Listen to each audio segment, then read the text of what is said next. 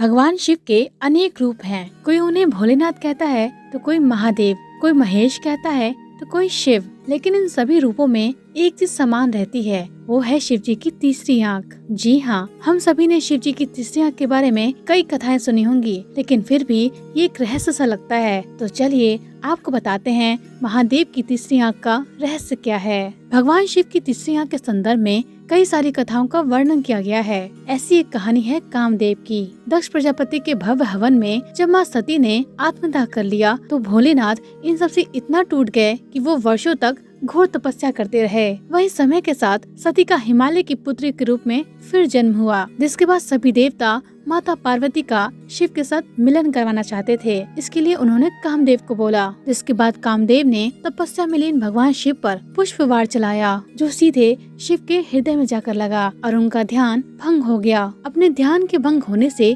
महाकाल इतने क्रोधित हो गए कि उन्होंने अपने तीसरे नेत्र से कामदेव को भस्म कर दिया। वहीं पति की मौत पर कामदेव की पत्नी ने जब भगवान शिव से विनती की तो शिव ने कहा कि द्वापर युग में कामदेव भगवान कृष्ण के पुत्र के रूप में फिर जन्म लेंगे। वहीं एक अन्य कथा के अनुसार एक बार हिमालय पर भगवान शिव एक सभा कर रहे थे, जिसमें सभी देवता, ऋषि मुनि और ज्ञानी जन शामिल थे। तभी सभा में माँ पार्वती आईं और उन्होंने अपने दोनों हाथों से भगवान शिव की दोनों आंखों को ढक दिया। माँ पार्वती ने जैसे ही भगवान शिव की आंखों को ढका, संसार में अंधेरा छा गया। ऐसा लगने लगा जैसे सूर्य देव का कोई अस्तित्व ही नहीं है। उस समय महादेव ने अपनी तीसरी आंख से इतना प्रकाश प्रज्वलित किया कि पूरी धरती जलने लगी। तब माता पार्वती ने तुरंत अपनी हथेलियां हटा ली और सब सामान्य हो गया। ऐसी भी मान्यता है कि भगवान शिव की तीसरी आंख उनकी दिव्य दृष्टि है। इस दिव्य दृष्टि से कुछ भी छिप नहीं सकता। भगवान अपनी तीसरी आंख से ही तीनों लोगों की गतिविधियों पर भी नजर रखते हैं।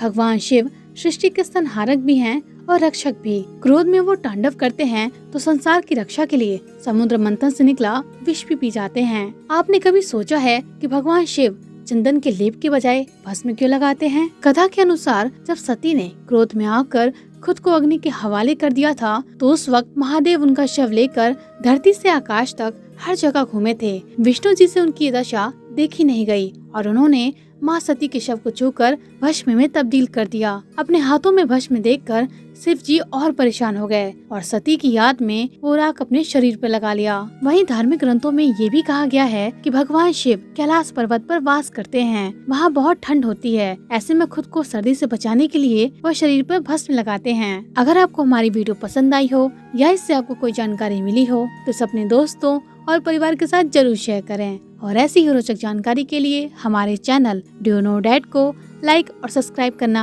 ना भूलें।